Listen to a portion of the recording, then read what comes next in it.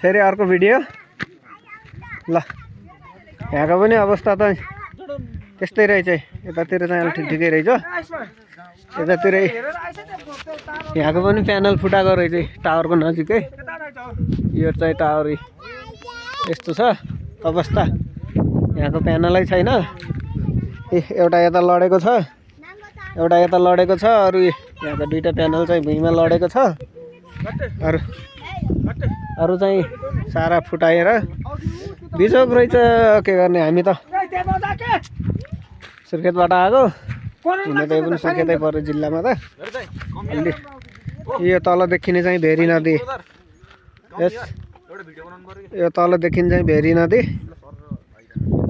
ल हामी चाहिँ यहाँ आउन चाहिँ यही तल देखेको यो नदीको यतातिर एउटा बाटो छ, यहीँबाट आएको। यतादेखि घुम्दै यहाँबाट आइयो। यस्तो छ अवस्था है। ल फ्यानको पनि एउटा पङ्खा रहेनछ। ल अवस्था चाहिँ गम्भीर रहेछ। यहाँको प्यानल पनि सारा फुटाइ धुनमान रहेछ। के गर्ने, कसले हेरिदिने, के गर्ने, यस्तै छ।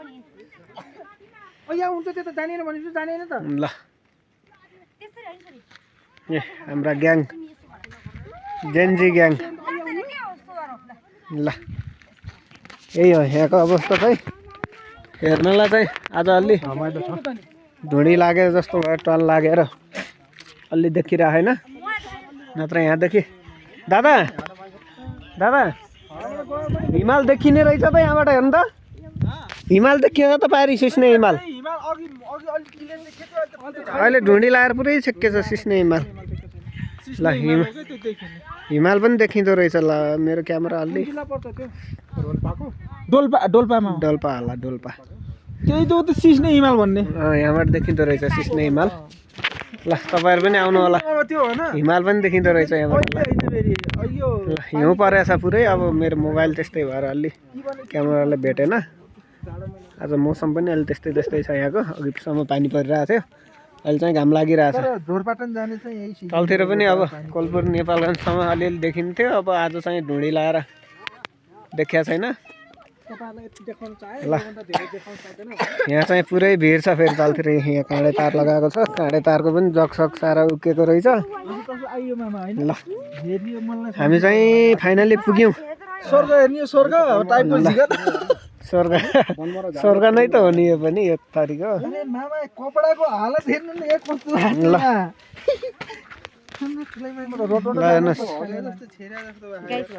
हेर्नुहोस् गाइस, हामी चाहिँ लगभग पुग्यौँ। तपाईँहरू पनि आउनु होला। ठाउँ चाहिँ ठिक रहेछ है। टक्लुवा टक्लुवा। ल फाइनली अब हामी बाँकी भिडियो अब अहिले फेरि म बनाउँछु एकछिनमा। अहिले हामी यसो हेर्दैछौँ। यहाँ मन्दिर पनि रहेछ। मन्दिर पनि रहेछ।